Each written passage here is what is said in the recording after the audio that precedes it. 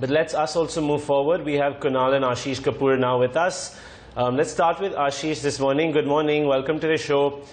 You know, there's so much happening in our market. So if you could tell us from a fundamental and earnings standpoint, since Q1's right around the corner, how do you see the market behaving?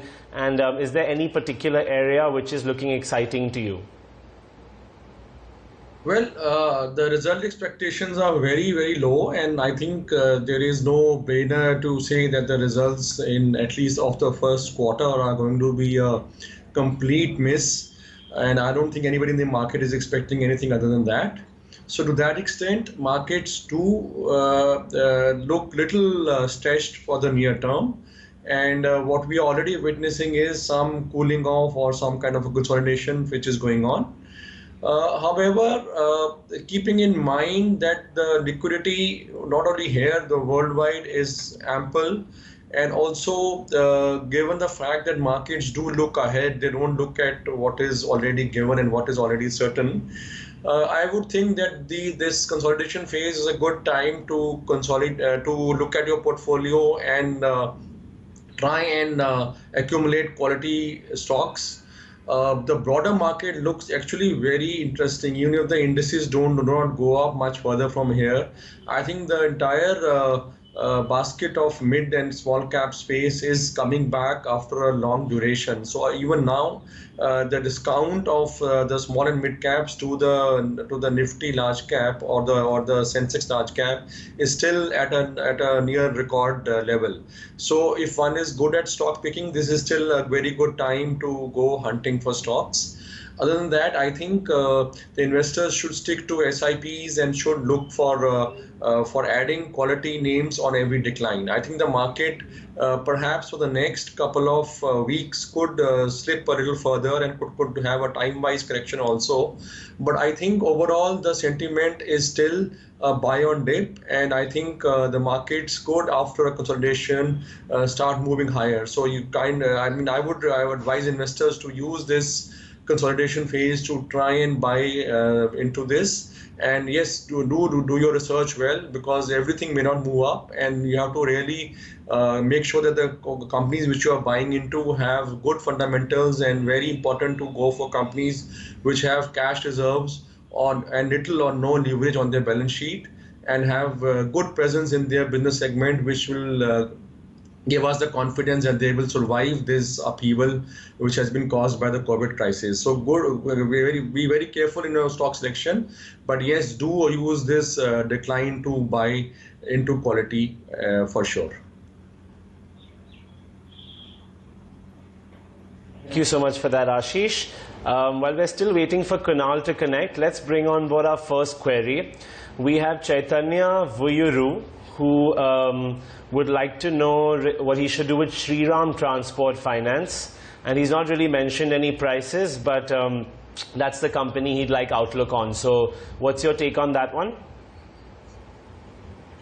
Well, I quite think that the NBFC space is not going to do well in the near future.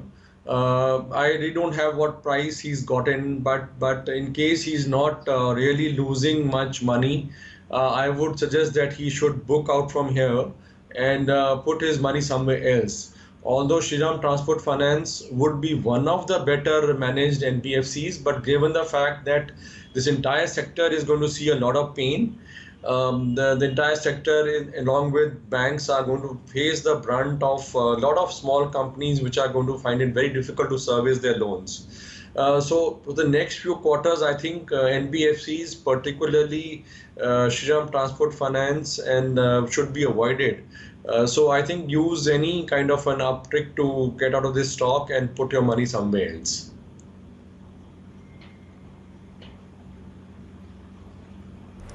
Okay.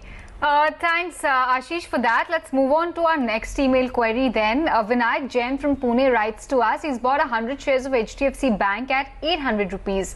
He's a long-term investor, so wants to know how the prospects are looking like.